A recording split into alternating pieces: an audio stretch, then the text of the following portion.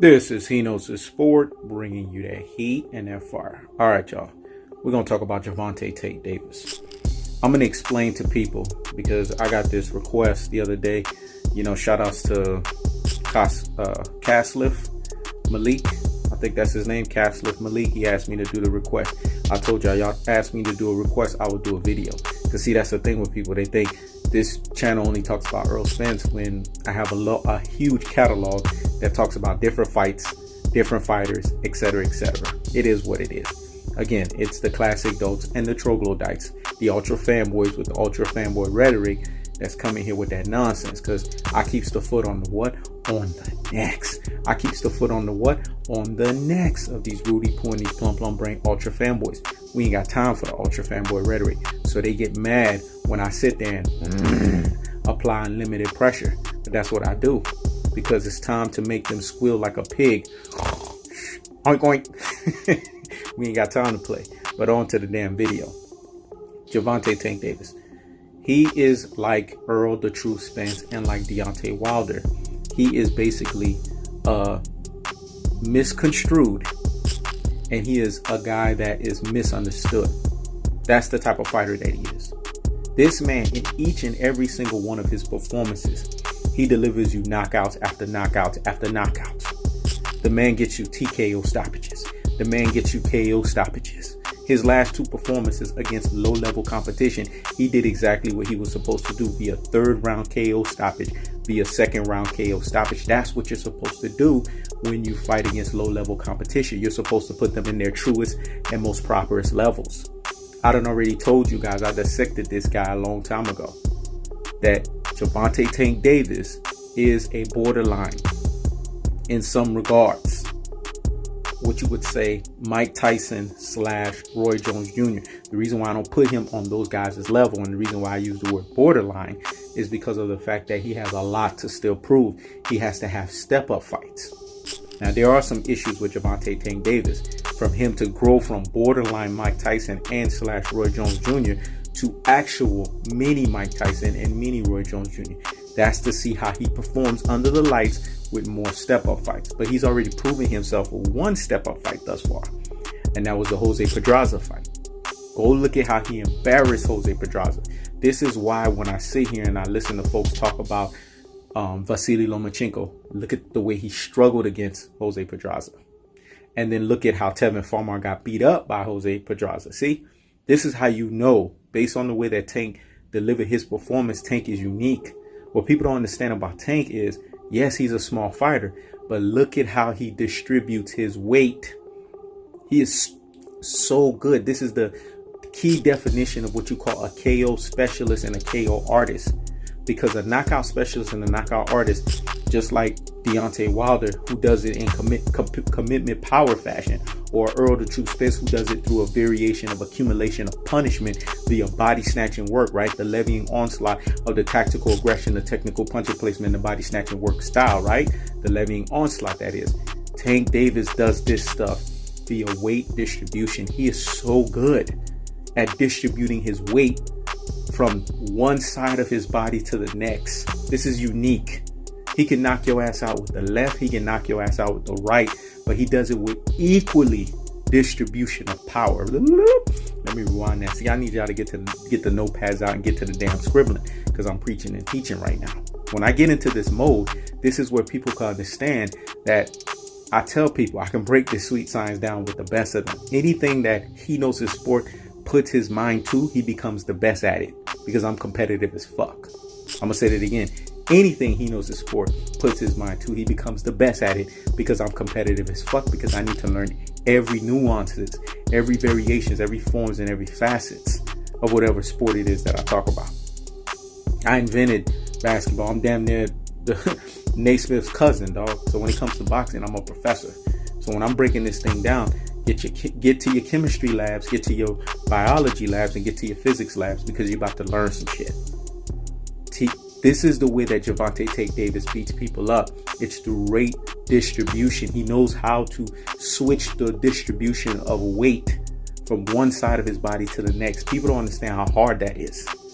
Let alone, not only that, how to plant your foot and to land the knockout. Unlike Teofimo No Takeover Lopez, who sticks his stupid fucking head out and he leaves it there to be hit. That's why Edis Tatley exposed his ass, right? And then Masayoshi Nakatani kept landing those rights after those rights after those rights. And then now he's sitting there talking his way out in the last Max Kellerman interview on how he's trying to pretty much duck that fight. Oh yeah, I'm gonna get on his ass. I'm gonna apply limited pressure and I'm gonna keep the foot on the what? On the necks. I'm gonna keep the foot on the what?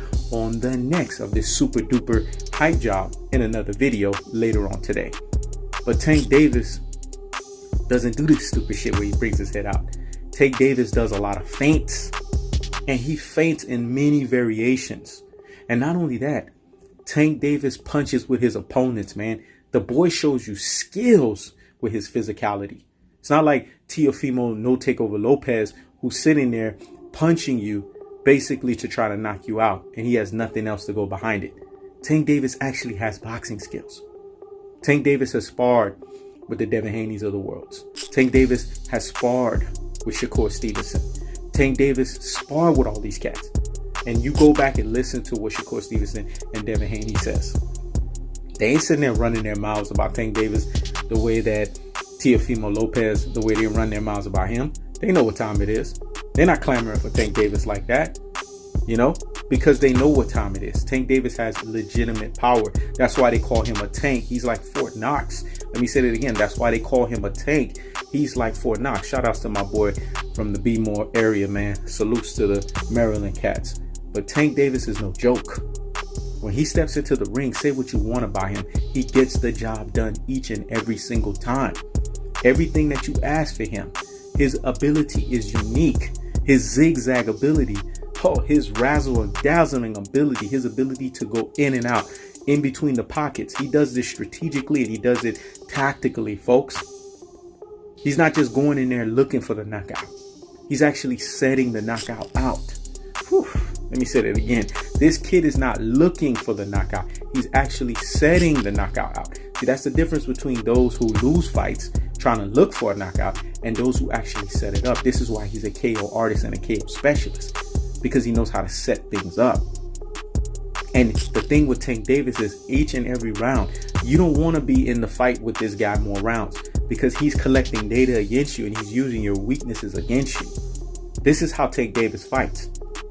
And as soon as he finds that opening so that he can put his weight distribution on whichever hand it is that he sees that you've given him the opening, he's going to put the power there so he can plant his foot and land a knockout on you. This is how this man knocks people out. It's very unique. Deontay Wilder does it in a commitment power fashion so that when he goes in there, he just commits completely. It's like he throws his whole soul at you. But Tank Davis don't knock you out like that. Tank Davis knocks you out from one side of weight distribution to his body. And the reason why he does that is so that he can prep himself. It's really a fundamental in boxing that is really underrated. People don't understand how skillful Tank Davis is. Because the reason why he is a master of weight distribution is because he understands that if the knockout doesn't happen and he puts his weight distribution on one side, he can use the other side to move, basically evade the fighter. See, what people don't understand is Tank Davis has underrated defensive skills. Go look at how many times he's been able to dodge his opponent's attacks. This is why I know when he fights Tevin Farmar, there's going to be a quick KO. Tevin Farmar has good defense, but Tevin Farmar, the way that he got beat up by Jose Pedraza and the way that Tank Davis handled Jose Pedraza, that mutual opponent, that tells me he's not on Tank Davis's level. Now, all I need Tank Davis to do is to stay busy and stop blowing up to 165 to 170 pounds. If he can be more disciplined in that regard, fix the team that's around him and fight more, not one time a year, but at least 2 times a year, and start stepping up the competition, then that means he's owning his boxing skills. Because the thing with boxers and the thing with the square circle and the thing with the sweet science is you have to stay in the ring to continue to be sharp. The farther you are away from the ring, the less sharper you become. That's the facts, folks. But sky's the limit for Tank. Remember, he's only 24 years old. We forget that. He's not even 25 years old. So in a way, it's bittersweet, but I'm glad he's making the mistakes now. because he has a chance to turn it around because he hasn't peaked yet. Remember, your boxing peak is anywhere between 26 to 32 or 28 to 33. But if Tank can fix that team around him, start listening to Floyd Mayweather, dedicate himself more to his craft, and basically start fighting more busier fights and step-up fights, sky's the limit for him. Because he's a special mini combination of Mike Tyson and Roy Jones Jr. This is He Knows the Sport. Check it out.